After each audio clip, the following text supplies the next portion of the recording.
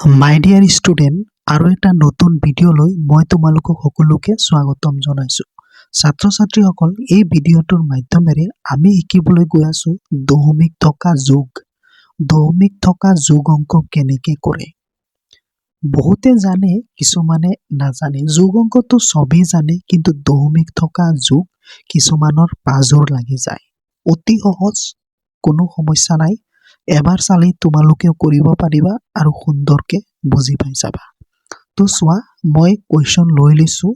এটা কুৱেশ্যন লৈছোঁ, চোৱা 396.1 প্লাছ 25.09। তো এই দুটাৰ পৰা আমি যিটো ডাঙৰ সংখ্যা সেইটো প্ৰথমতে লিখি ল'ম। ঠিক আছে, প্ৰথমতে ইয়াত চোৱা 396। দশমিকৰ আগত 396 আছে, আৰু এইখিনিত আছে 25। দশমিকৰ আগত 25 আছে, তাৰ মানে এইটো ডাঙৰ হয়নে নহয়? তো আমি প্ৰথমতে এইটো লিখি ল'ম, 396 পইণ্ট।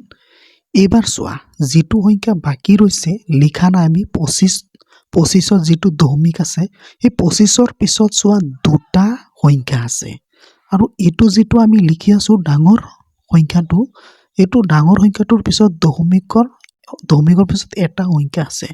তো এটা সংখ্যা লিখি তাৰপিছত আমি মিল কৰিবলৈ কি কৰিম, ইয়াত এটা 0 বহাই ল'ম। তাৰমানে এতিয়া ইয়াত দুটা সংখ্যা হৈ গৈছে দশমিকৰ পিছত, আৰু 25ৰ পিছতো দুটা সংখ্যা আছে।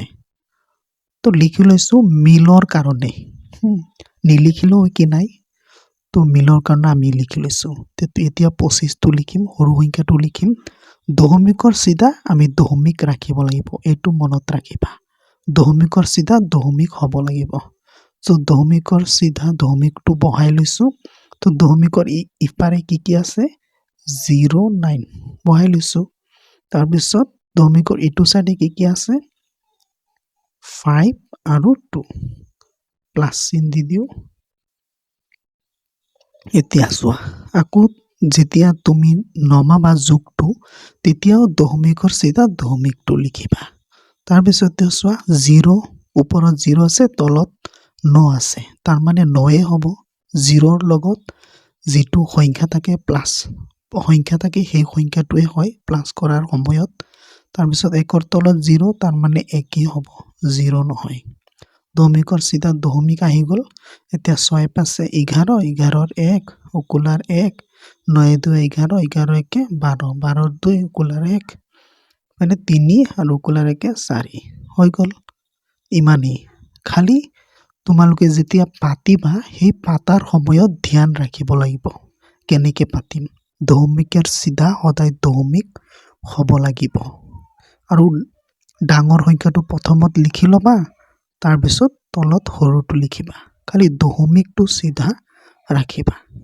তো এনেকৈ কৰে দশমিক থকা যোগ। আৰু এটা কুৱেশ্যন লৈ লৈছোঁ, চোৱা, আৰু এটা কুৱেশ্যন লৈছোঁ,